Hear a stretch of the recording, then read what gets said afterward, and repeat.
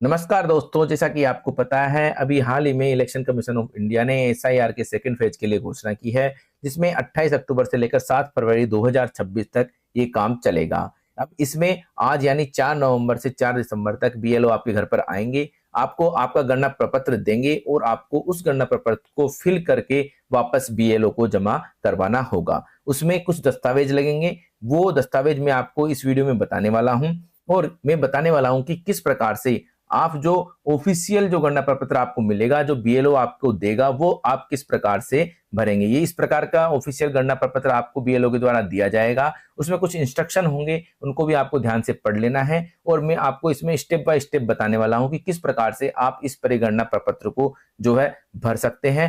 आप जो है इसको भरते समय क्या सावधानी रखें जिससे आपका नाम ड्राफ्ट यानी मतदाता सूची जो बनेगी, ड्राफ्ट मतदाता सूची, उसमें आ सके। अगर आप कोई गलती करते हैं इसको भरने में, बहुत ही आपको सावधानी बरतनी होगी। अगर आप गलती कर देते हैं तो आपका नाम जो है ड्राफ्ट यानी मतदाता सूची में नहीं आएगा, फिर आपको जो है बाद में परेशान होने पड़ेगा।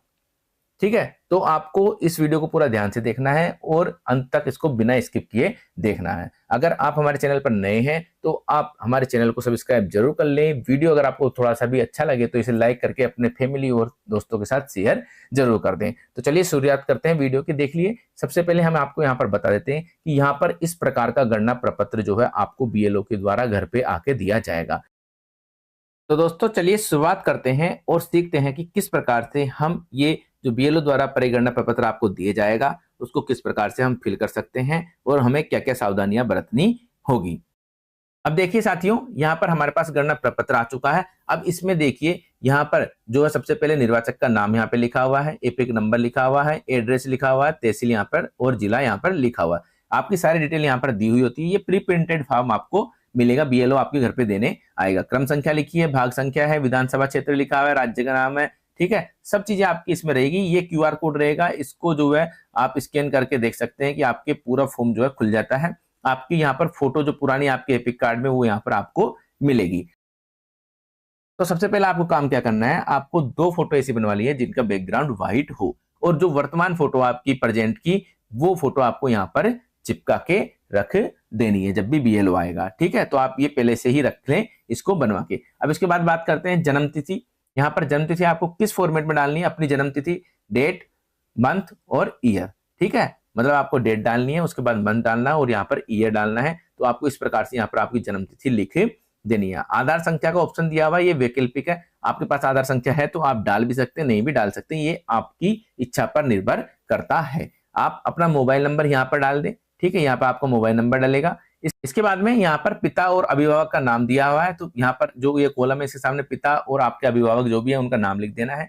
पिता का अगर अभिभावक का एपिक नंबर आपके पास उपलब्ध है तो आप यहाँ पर भर सकते हैं। आपकी माता का नाम आपको यहाँ पर भरना है। इस वाले कॉलम में आपको आपकी माता का एपिक नंबर भरना है।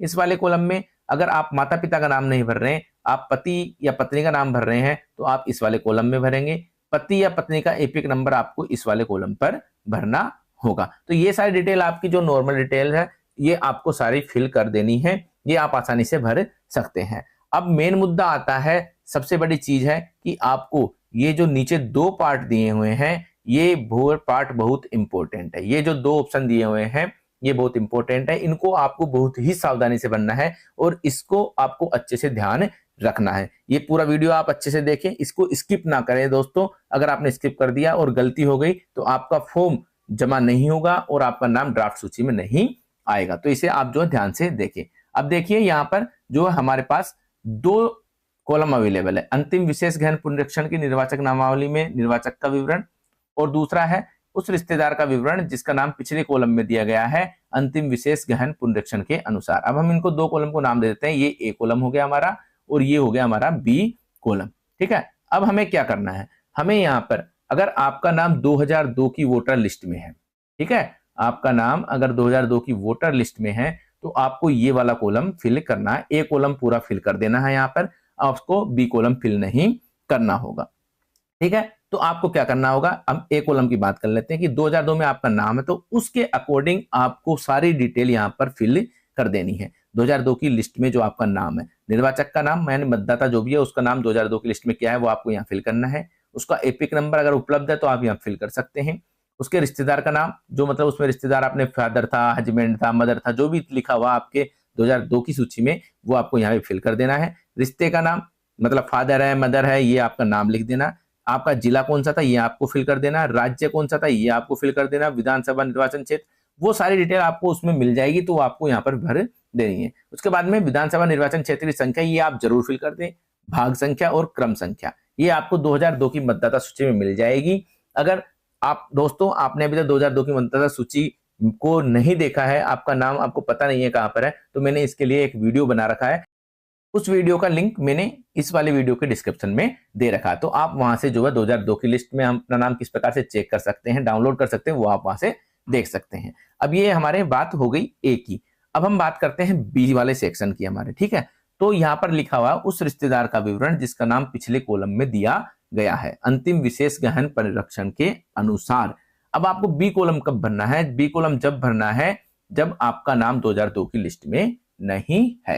अगर आपका नाम 2002 की लिस्ट में नहीं है तो ही आपको बी कॉलम भरना है। अगर 2002 की लिस्ट में है तो आपको ये एक वाला कॉलम नहीं बनना है, ठीक है। 2002 की लिस्ट में आपका नाम नहीं है तो आपको बी कॉलम भरना है।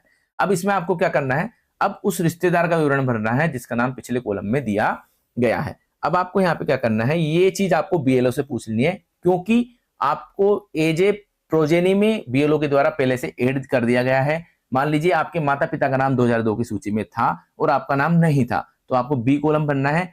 और उसमें किसकी डिटेल भरनी है, उसमें 2002 के अकॉर्डिंग आपके माता या पिता के नाम की, जिसके साथ भी बीएलओ के द्वारा आपको एड प्रोजेनी यानी संतान के रूप में ऐड किया गया है, उसका नाम, एपिक नंबर, ये सारी डिटेल उसकी आपको भरनी है। मतलब मान लीजिए बीएलओ ने आपको संतान के रूप में आपकी माता के साथ या आपके पिता के साथ या आपके नाना, दादा या दादी के साथ ऐड किया है, तो आपको जो है ये वाला कॉलम यहाँ पर फिल करना है और उसमें इसकी उनकी डिटेल फिल कर देनी है। अब मैं आपको नाम बताता हूँ यहाँ पे किसका नाम आएगा। यहाँ पर जो बी कॉलम है उसमें अगर आपको पिता के साथ जो बीएलओ ने ऐड किया है तो आप वहां पर पिता का नाम लिखेंगे। लेकिन ये चीज आपको बीएलओ से जरूर कंफर्म कर लेनी है। जब भी बीएलओ आए आपके घर पे तो आप ये चीज कंफर्म जरूर कर ले, नहीं तो आपका फॉर्म गलत हो जाएगा। तो आपको यहाँ पर आपके पिता या दादा है, दादी है, माता है, जिसके नाम साथ भी ऐड किया है उसको यहाँ पर नाम लिख देना है। उसके बाद में उनका एपिक नंबर यदि उपलब्ध है तो आपको यहाँ पर डाल देना है। अब रिश्तेदार का नाम, मतलब कि कौन सा रिश्तेदार है, ठीक है, रिश्तेदार कौन सा। मान लीजिए पिता का नाम भरा है तो उनका रिश्तेदार कौन होगा, उनका रिश्तेदार उनका आपके दादा होंगे, तो यहाँ पर आपको दादा का नाम लिखना है, ठीक है। दोस्तों आपको यहाँ पर क्या करना है, यहाँ जो रिश्ते का नाम दिया गया है ये बहुत बारीक चीज है और आपको ये अच्छे से समझ लेना है। अगर आप ये नहीं समझा, ये गलत भर दिया तो आपका फॉर्म गलत हो जाएगा। आप तीन चीज यहाँ पे लिख चुके हैं। यहाँ पे आप जो है लिख चुके पिता का नाम या माता का नाम आपने लिखा है या दादा या दादी का नाम आपने लिखा है, तो जो पिता थे आपके उनके रिश्तेदार का नाम आपने यहाँ लिख दिया। मान लीजिए आपके दादा का नाम आपने यहाँ लिख दिया, ठीक है। तो ये चीज तो हो गई आपके पिताजी की। लेकिन जो ये रिश्ते का नाम है, ये आपका रिश्ता आपके पिताजी के साथ क्या है, या आपके दादाजी के साथ क्या है, या आपके माता के साथ आपका रिश्ता क्या है, वो यहाँ पर लिखना है। मान लीजिए आपके पिता का नाम आपने यहाँ पे लिखा है, तो उनके साथ आपका क्या रिश्ता है, तो आपको यहाँ पे लिखना है। आप उनके सन है तो आप उनका यहाँ पर सन लिख देंगे, हिंदी में लिखते तो आप पुत्र लिख देंगे। मान लीजिए आपके ने अपने दादा का नाम यहाँ पर लिखा है, यहाँ पर आपके दादा का नाम था, ठीक है, तो आपको दादा के साथ मैपिंग किया, अगर बीएलओ ने दादा के साथ जोड़ा है तो यहाँ पे आपके दादा के साथ आपका रिश्ता क्या है, तो यहाँ पर आपको लिख देना है ग्रैंड सन, ठीक है। ये आपको यहाँ पर लिख देना है ग्रैंड सन। तो ये इस तरीके से आपको ये चीज ध्यान रखनी है और ये बहुत ही बारीक चीज है। अगर आपने गलत कर दिया तो आपका जो पूरा फॉर्म गलत हो जाएगा। इसके बाद में बात करते हैं हम यहाँ पर जिले की। जिस जिले में आप रहते हैं, जिस राज्य में रहते हैं, वहां की विधानसभा निर्वाचन क्षेत्र का नाम आपको यहाँ पर लिख देना। ये सारी चीजें आपको एंट्री कर देनी है।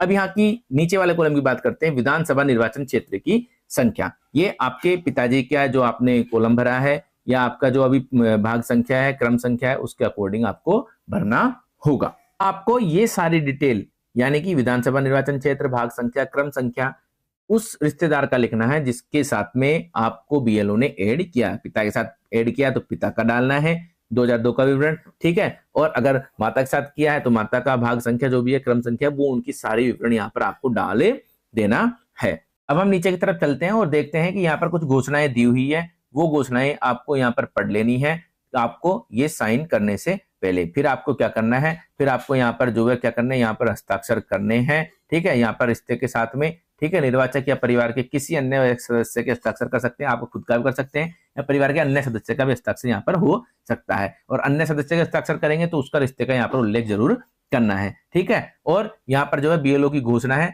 बीएलओ इस घोषणा को पढ़ लेगा कि मैंने जो है इसको सत्यापन कर लिया है, और यहाँ पर बीएलओ के हस्ताक्षर हो जाएंगे, और इसके बाद बीएलओ आपके इस फॉर्म को जो है ऑनलाइन कर देगा।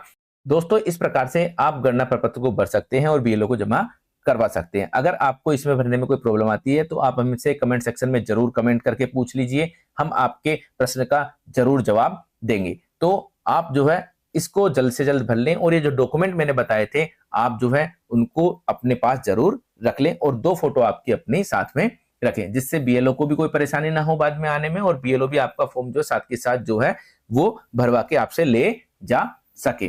तो दोस्तों, आशा करता हूं आपको इस वीडियो में दी गई जानकारी पसंद आई होगी, और इस वीडियो में जानकारी जो दी गई है वो आपको पसंद आई है तो आप इस वीडियो को लाइक करके अपने दोस्तों और रिश्तेदारों के साथ शेयर जरूर कर दें, और आप हमारे चैनल को सब्सक्राइब जरूर कर लें। तो मिलते हैं किसी और दिन ऐसे ही वीडियो के साथ, तब तक के लिए जय हिंद, जय भारत, नमस्कार।